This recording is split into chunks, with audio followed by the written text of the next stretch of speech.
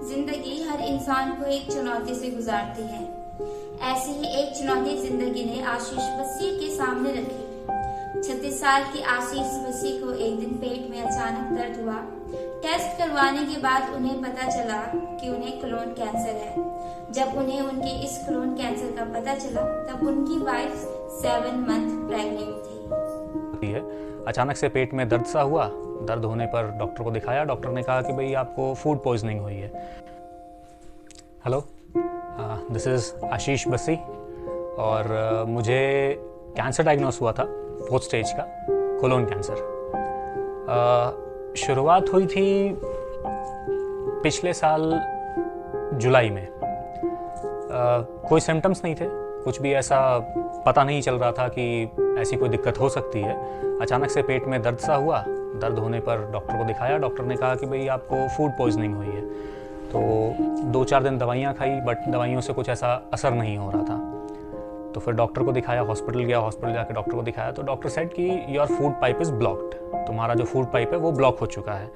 तो I was of the view कि sir I am taking the food, मैं खाना खा रहा हूँ, वॉशरूम जा रहा हूँ, तो इट इज़ नॉट पॉसिबल कि मेरा फूड पाइप ब्लॉक हुआ होगा। तो दिस वॉज माई ओपिनियन और मैंने वहाँ से डिस्चार्ज ले लिया। डिस्चार्ज लेके I went to another hospital, दूसरे हॉस्पिटल में गया। वहाँ जा कर के डॉक्टर को दिखाया। तो वहाँ जब डॉक्टर को दिखाया तो डॉक्टर ने सिटी स्कैन वगैरह कराया और करवा करके उनको ऐसा लगा कि मेरा अपेंडिक्स बर्स्ट हो चुका है। अब द थिंग वाज दैट कि जो ट्यूमर था वो बिल्कुल अपेंडिक्स के ऊपर था। तो बर्स्ट हुआ था वो ट्यूमर, बट स्कैन में ऐसा दिख रहा था कि अपेंडिक्स बर्स्ट हुआ है। तो with that it was like कि डॉक्टर्स ने कहा कि अपेंडिक्स बर्स्ट हुआ है तो इसका ऑपरेट अगर हमें करना था तो 24 घंटे के अंदर करना था, जो कि बीत चुके थे। तो ऑपरेट हो नहीं सकता था। तो डॉक्टर ने कहा कि will just try and will try to reduce that with the medicine से ही हम उसे कोशिश करेंगे कि वो मेडिसिन से ही ठीक हो जाए। तो फॉर अबाउट 1.5 months मैं हॉस्पिटल में था एंड उस दौरान दवाइयाँ चल रही थी, सिर्फ दवाइयाँ ही चल रही थी। खाना पीना मेरा बंद हो चुका था। I was about 85 kgs, I lost weight and I was 60, 85 से सीधे 60 एंड चली दवाइयाँ चली, सब कुछ हुआ, बट मेरा दर्द कम नहीं हो रहा था। दर्द ऐसा हो रहा था कि that was unbearable. Finally doctor ने ये डिसाइड किया कि भाई ऑपरेट करना पड़ेगा। ऑपरेट हुआ। ऑपरेट जब हुआ तो डॉक्टर को ऐसा था कि उसे ये लग रहा था कि शायद मुझे टीबी हो सकता है। तो डॉक्टर ने उस हिसाब से ऑपरेट किया। उस हिसाब से मेरा पेट काटा गया, काट करके अंदर से ट्यूमर निकाला गया एंड देन अंदर सफाई वगैरह की पेट की and then it was normal. जो भी प्रोसीजर थे वो सारे प्रोसीजर्स हुए और उसके बाद फिर वो जो ट्यूमर निकला था उसे बायोप्सी के लिए भेजा गया। जब उसे बायोप्सी के लिए भेजा गया तो मेरा ऑपरेशन हुआ था 29th of August को और बायोप्सी की रिपोर्ट आई थी 9th of September को। तो 9th of September was the day when I came to know that it is not TB, it is 4th stage cancer, colon cancer। अब cancer detect हो गया।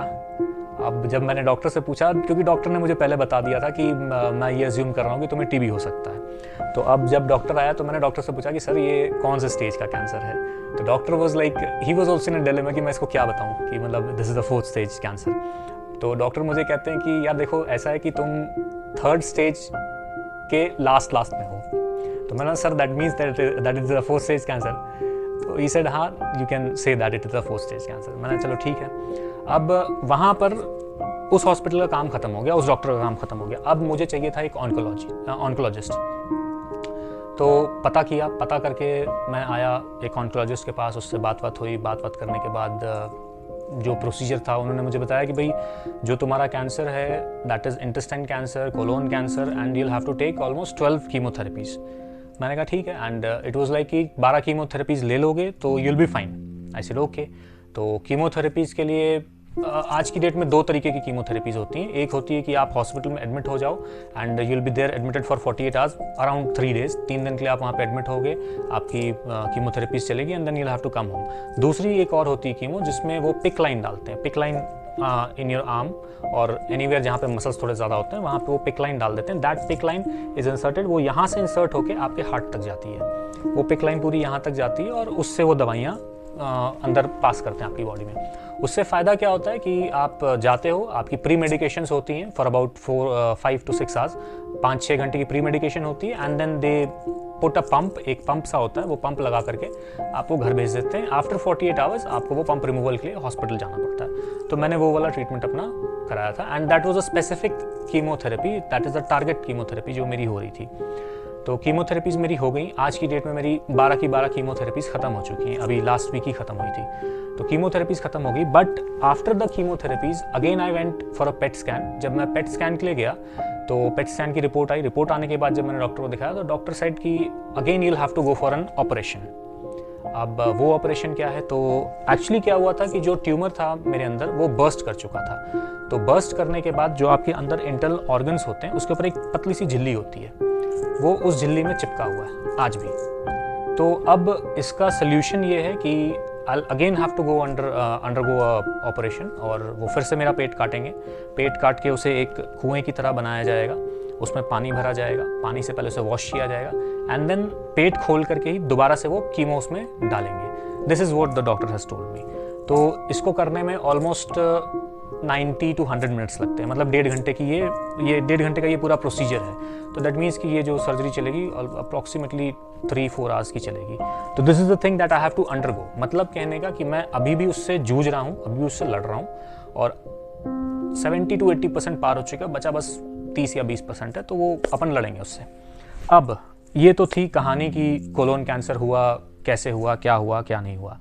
अब जब आपको पता चलता है कि आपको कैंसर है, जिंदगी उथल पुथल हो जाती है। और इसमें क्या था कि आप स्ट्रांग हो ये आपको पता है, लेकिन लोग आके आपको वीक बनाते हैं। People come and they sympathise with you कि अरे यार इसको कैंसर हो गया, 4th स्टेज का कैंसर है, पता नहीं क्या होगा क्या नहीं। ये सब चीज़ों पे ध्यान नहीं देना चाहिए, कभी नहीं ध्यान देना चाहिए। सबसे पहली बात, अगर आप जीना चाहते हो तो सबसे पहले तो अपने आप से प्यार करना सीखो। अगर आप अपने आप से प्यार करते हो तो आप जी जाओगे। और कैंसर आज की डेट में ऐसा कुछ नहीं है कि इट इज़ नॉट क्योरेबल। मैं 4th स्टेज पेशेंट, अब जिंदा बैठा हूँ, आगे भी जिंदा रहूँगा, और मैं दावे के साथ कहता हूँ आगे 50 साल और जीऊँगा। क्यों जीऊँगा? क्योंकि मैं जीना चाहता हूँ। I don't have any other option, I can not die. मैं मर नहीं सकता, और मुझे मारने वाला कोई पैदा नहीं हुआ, क्योंकि मैंने कैंसर को हरा दिया है। ये मैं मान के चल रहा हूँ और ये मैं जानता हूँ। चाहे अभी एक ऑपरेशन बाकी है मेरा, एक ऑपरेशन होना, कोई बात नहीं, होने दो। जो लिखा है वो तो होगा ही होगा। अब अगर एक चीज़ आपके पास आ चुकी है तो आप उसे भगा तो नहीं सकते, आप उससे लड़ सकते हो ना। अब आपकी ज़िंदगी में एक मुश्किल आई है, आप उससे लड़ोगे, आप उससे जूझोगे, लड़ के जीतोगे। ये नहीं ना कि उसके सामने हथियार डाल दोगे। तो मैं हथियार नहीं डाल सकता, मेरे पास कोई ऑप्शन नहीं है जीने के अलावा, तो आई हैव टू लिव। अब ये जो बातें मैं कह रहा हूँ, ये इसलिए नहीं कह रहा कि सिंपैथी समथिंग लाइक दैट, नहीं। ये इसलिए कि अगर आज की डेट में किसी को भी ऐसा है कि हाँ भाई आपको कैंसर है या आपको कोई भी किसी भी तरह की बीमारी है, तो सबसे पहले तो भैया अपना विल पावर को स्ट्रॉन्ग करो। If your will power is strong and you are willing to live, अगर आप जीना चाहते हो तो ही आप जियोगे, नहीं तो आप नहीं जी सकते हो। एक नॉर्मल इंसान भी अगर जीना नहीं चाहता, वो जाके सुसाइड कर लेता है, करता है ना। मैं नहीं कर सकता, ना मैं सुसाइड कर सकता हूँ, ना मैं मर सकता हूँ। मुझे जीना है। मुझे जीना क्यों है? क्योंकि मुझे ये धारणा तोड़नी है कि भाई ये जो कैंसर 4th स्टेज का होता है, people can not come back, I will come back, I have to come back. That is the attitude that I am carrying, और इसी एटीट्यूड से कैरी करना भी चाहिए। अब लोग आपकी हिम्मत कैसे तोड़ते हैं? मेरी स्पेसिफिक कीमोथेरेपी थी। स्पेसिफिक कीमोथेरेपी में क्या होता है कि साइड इफेक्ट्स होते हैं, but not to that extent. जो पहले हुआ करते थे कि बाल झड़ जाते थे या आपको बदन में दर्द होता था, आपके हाथ पैर काले पड़ जाते थे, ये हुआ करता था पुरानी कीमोथेरेपीज़ में। आज की डेट में जो स्पेसिफिक कीमोथेरेपी है, वो उससे आपके बाल नहीं झड़ते हैं। लोग मुझसे कहते हैं कि भाई तुम्हारे बाल क्यों नहीं झड़े? नहीं झड़े, मैंने अच्छा ट्रीटमेंट लिया, नहीं झड़े। तुम्हें उससे क्या प्रॉब्लम है? हाथ पैर काले हो जाते हैं जब आप कीमोथेरेपीज लेते हो, तो आपकी ये हथेलियाँ, आपके पैर, आपके नाखून ये काले पड़ जाते हैं। मेरे नहीं पड़े। लोगों को इससे भी प्रॉब्लम है कि हाँ, why this is not happening. लोग कहते हैं भाई तुम मीठा खाना छोड़ दो, मीठा खाओगे तो कैंसर बढ़ जाएगा, मीठा खाने से कैंसर में दिक्कत होती है। ऐसा कुछ नहीं होता है। आप मेडिकेशन लो, प्रॉपर मेडिकेशन लो, और बस अपना दिल मजबूत रखो कि हाँ मैं जीतूंगा ही जीतूंगा। अगर आप एक बार ये डिसाइड कर लोगे कि you have to win, you will win, कोई नहीं रोक सकता आपको। यही एक छोटी सी बात होती है जो लोग समझ नहीं पाते हैं। लोग दूसरों को देखते हैं कि लोग मुझे आकर के क्या कह रहे हैं, लोग मेरे बारे में क्या ओपिनियन बना रहे हैं। यार देखो, पता है क्या, आपने जिंदगी में क्या हासिल किया, अच्छा किया, बुरा किया, ये लोग बाद में देखते हैं। उसको हासिल करने में जो आपका सफर है ना, दैट इज योर लाइफ, वो आप जीते हो। जो जर्नी होती है ना, यहाँ से मैंने स्टार्ट किया, मैं यहाँ पहुँचा, आज मैं सक्सेसफुल हूँ, या today I am a failure, that is just a and result. जो जिंदगी आप जीते हो ना, वो उसके बीच में जीते हो। वो जो आपने सफ़र तय किया, ये आपकी लाइफ है, that is what you are living. And if you are happy in that state, then only you are living your life properly. नहीं तो जीने को तो कोई भी जी रहा है, जीने को तो सड़क पर चलता हुआ कुत्ता भी जी रहा है। हमें जीना है, अच्छे से जीना है। और एक उदाहरण तो छोड़ो ज़िंदगी में कि हाँ भाई कुछ किया, चलो आज तक ज़िंदगी में ऐसा कुछ नहीं किया, बट ये तो कर रहा हूँ ना कि हाँ भाई लड़ रहा हूँ, लड़ के जीतूंगा, दैट इज़ द थिंग। इसके अलावा कुछ नहीं होता है। और अगर कोई कहता है कि हाँ भाई आप मतलब 4th स्टेज पे हो, आपके साथ ये दिक्कत हो सकती, वो दिक्कत हो सकती, कहने दो उसे, उससे फ़र्क नहीं पड़ता। तुम्हारे अंदर क्या चल रहा है ये तुम्हें पता है, तुमने उस चीज़ से ओवरकम कैसे करना है ये तुम्हें पता है। कोई आकर के तुम्हें सलाह नहीं देगा। कोई अगर आकर के तुम्हें सलाह दे रहा है तो या तो वो तुम्हारे मज़े ले रहा है, या वो चाहता है कि तुम तकलीफ़ में रहो। तो ये नहीं करना। मैं तकलीफ़ में नहीं रहूँगा। अगर मैं खुद से प्यार करता हूँ तो मैं खुद के लिए कुछ ना कुछ करूँगा, और ऐसा करूँगा कि उस चीज़ से मैं ओवरकम कर सकूँ। और उसको ओवरकम करने में आपकी मदद सिर्फ आप ही करोगे, इसके अलावा कोई नहीं करेगा। ना आपकी माँ, ना आपका भाई, ना बहन, कोई नहीं। जो तकलीफ़ आपको है वो आपके अंदर है, और उस अंदर की चीज़ को आप समझ रहे हो, आप जान रहे हो। उस चीज़ को आप अपने शरीर से बाहर कैसे निकालोगे ये भी आप जानते हो। ये आपको करना है, ये कोई और नहीं कर सकता है। एक बात और शेयर करना चाहूँगा। मुझे एक्चुअली मेरी फैमिली में माई मम वॉज हैविंग कैंसर। मेरी मम को भी कैंसर था, शी डाइड। ओके, तो लोग जो हैं वो यहाँ तक कहते हैं कि ये तुम्हें तुम्हारी माँ से मिला। अगर कोई ये कहे कि दिस इज़ हेरिडिटरी, फिर भी समझ में आता है कि हाँ भाई ये चलो हेरिडिटरी है, फैमिली में प्रॉब्लम थी, हो गया, कोई बात नहीं। बट कोई स्पेसिफिकली आके ये कहे कि हाँ भाई ये तुम्हें तुम्हारी माँ से मिला, अरे तुम पागल हो क्या? मतलब कोई माँ अपने बच्चे को ये दे के जाएगी? मतलब hats off to people, whatever जो उनके दिमाग में धारणा बनी हुई है या जो बातें उनके दिमाग में चलती हैं, सब बेकार की बात है। कैंसर हो गया, दिस वाज जस्ट एक किस्मत ख़राब थी कह लो, या यूं कह लो कि किस्मत अच्छी थी शायद। अगर ये मुझे नहीं होता तो आज जिस तरह से मैं ज़िंदगी जी रहा हूँ, ये पिछले 8-10 महीनों में मेरी ज़िंदगी बदल चुकी है बिल्कुल। मतलब अब उल्टी हो गई आप कह लो। मतलब ज़िंदगी ऐसी बदली है कि मैं आपको बता नहीं सकता हूँ। आज की डेट में मैं खुश हूँ, ठीक है, I am having cancer but I am happy. पहले टेंशन हुआ करती थी कि घर पे क्या करूँ, ऑफिस में क्या करूँ, बाहर वालों को कैसे संभालूँ, घर वालों को कैसे संभालूँ। अब कोई टेंशन नहीं है, अब सिर्फ खुद को संभालना है, खुद को। और इस दौरान में जब मैं खुद को संभालता हूँ ना, चीज़ें खुद ही सुधरती जा रही हैं। मुझे फ़र्क नहीं पड़ रहा उन चीज़ों से कि हाँ लोग क्या कह रहे हैं, क्या नहीं कह रहे हैं। कहने दो, जिसे जो कहना है कहने दो, कोई फ़र्क नहीं पड़ता। At the end of the day simple सी बात सिर्फ इतनी सी है कि कोई भी दिक्कत है, कोई भी परेशानी है, उससे लड़ो।